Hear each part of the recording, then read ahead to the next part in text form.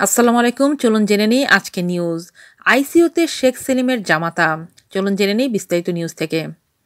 শ্রীলঙ্কায় স্টার সানডেতে বোমা হামলায় আহত আওয়ামী লীগের প্রেসিডিয়াম সদস্য শেখ ফজলুল করিম সেলিমের জামাতা মশিউল হক চৌধুরী শঙ্কামুক্ত নন।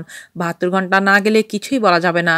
তিনি এখন শ্রীলঙ্কার আনুশ্রী সেন্ট্রাল হাসপাতালে নিবিড় পরিচর্যা কেন্দ্র অর্থাৎ আইসিইউতে চিকিৎসাধীন।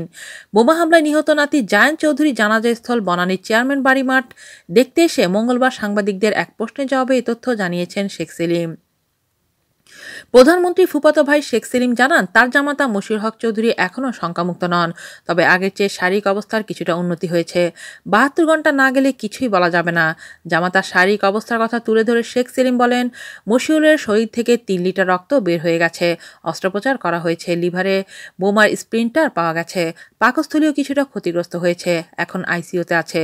৭২ ঘণ্টা পার না হলে কিছু বলা যাবে না।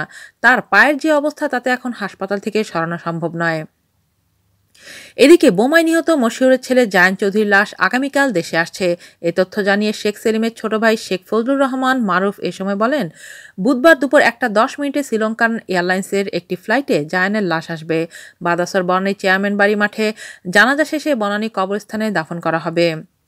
এই সময় আওয়ামী লীগের উপদেষ্টা পরিষদের সদস্য ও সাবেক বাণিজ্যমন্ত্রী তোফায়েল আহমেদ বলেন, এই ঘটনায় আমরা মর্মাহত, ক্ষতিগ্রস্ত। শেখ সেলিম আমার অত্যন্ত কাছের মানুষ। তার নাতির এই ঘটনা একটি পরিবারের উপর নির্মম আঘাত। আপনারা জানেন কাল লাশ আসবে, বনানী মাঠে জানাজা হবে, আপনারা সবাই দোয়া করবেন। উল্লেখ্য, কলম্বোর একটি ৫ তারকা হোটেলে ২ ছেলে ও স্বামীকে নিয়েছিলেন শেখ সেলিম এমপির মেয়ে শেখ আমেনা সুলতানা সোনিয়া।